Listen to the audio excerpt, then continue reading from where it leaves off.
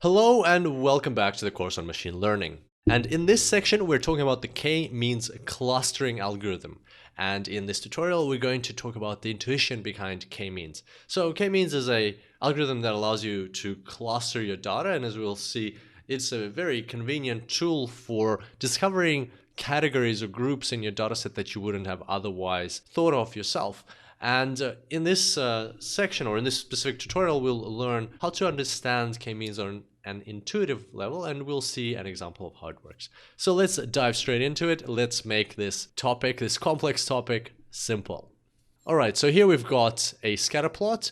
And how does this scatter plot come to be? Well, let's imagine that we've got two variables in our data set, and we decided to plot those two variables on the x and y axis. So here we go, that's one variable, that's the other one, and this is how our observations are configured according to these two variables.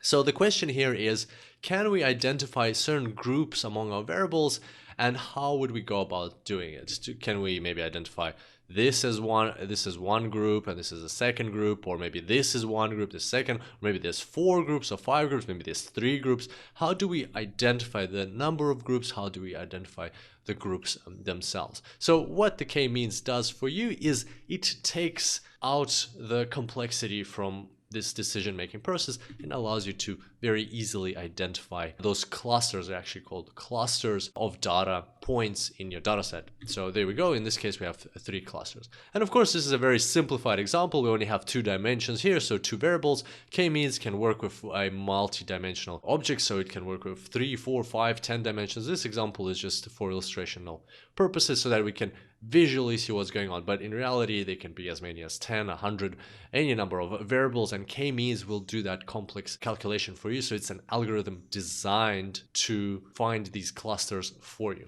And today we're going to find out a bit more on how the k-means algorithm works.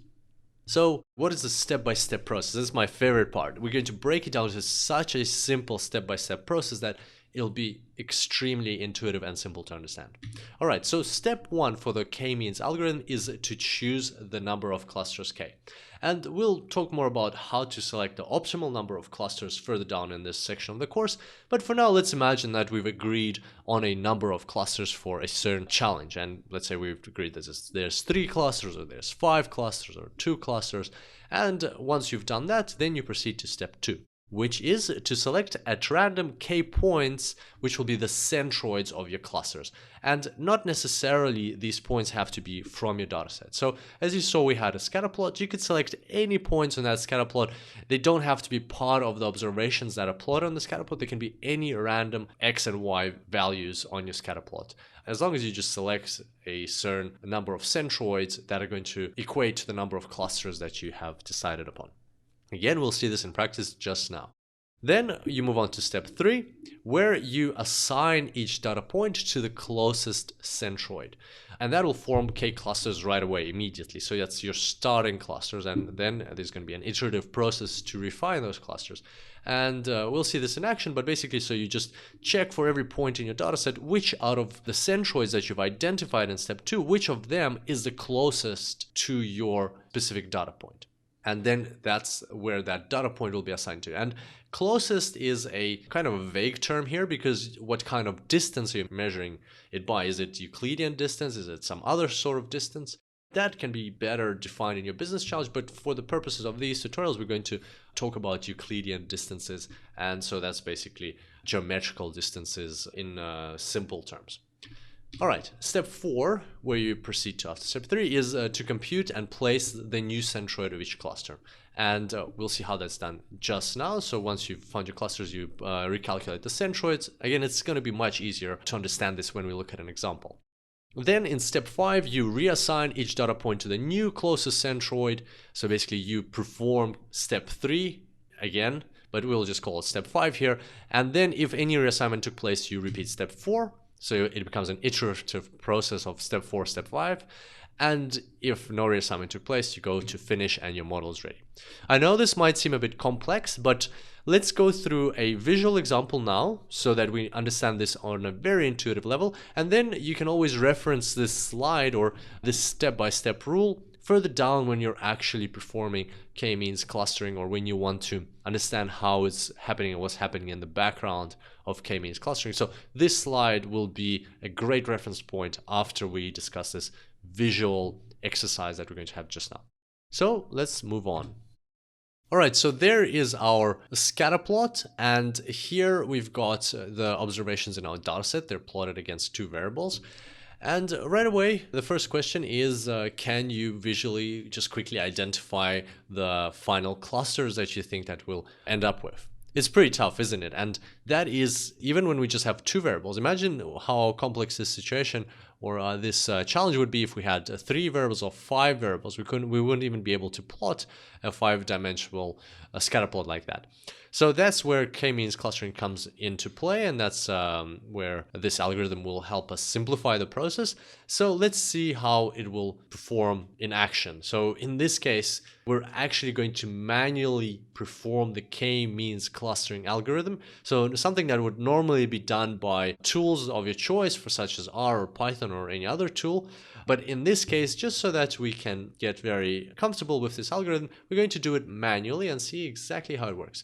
All right, so let's go through the steps. Step 1, choose the number of clusters k. And let's say we somehow identified that the optimal number of clusters is equal to 2. Again, we'll discuss how to find the optimal number of clusters further down in the section, but for now, let's agree that for this challenge, it's just 2 clusters. All right, and then step 2. Select at random k points, which will be the centroids of your clusters, and not necessarily from your dataset. So what that means is that they can be actual points in your dataset, or they can just be random points on your scatter plot. It doesn't matter where you select them. So let's say we selected these 2 centroids, the blue centroid and the red centroid. Next step is step 3. Assign each data point to the closest centroid, and that will form k clusters. So basically, for every data point in our dataset, what we need to do is identify which of the 2 centroids, blue or red, is the closest. So let's say for this data point, obviously blue is closer than red, so it would be assigned to the blue cluster. For this data point, blue is again closer than red. For this data point, red is closer than blue. And so we could keep going like that for every data point and assign it to one of the 2 centroids. But we're going to use a quick hack here. We're going to use something that we learned from geometry. So what we're going to do is we're going to just connect these 2 centroids with a line like that. And then we'll find the center of the line, which is over here, and we'll put a perpendicular line exactly through that center like that. And so from geometry, we know from high school geometry, or maybe at university, or even if you didn't have geometry, it's a very straightforward concept that any point on this green line is equidistant from the blue and the red. So if I take this point, it will be the same distance to the blue centroid and to the red centroid. If I take this point, it will be same distance to blue and the red. So this whole line is equidistant to the blue and the red, and that's how we constructed it. And so based on that, it now is obvious that any of our points on the scatter plot above the green line is closer to the blue, and any of the points below the green line is closer to the red. And that's how we're going to just color our points. It's a very quick way of coloring them.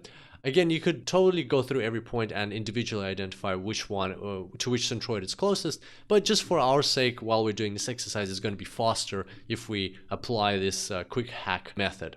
So there we go, we've colored our centroids, or our points on our scatter plot.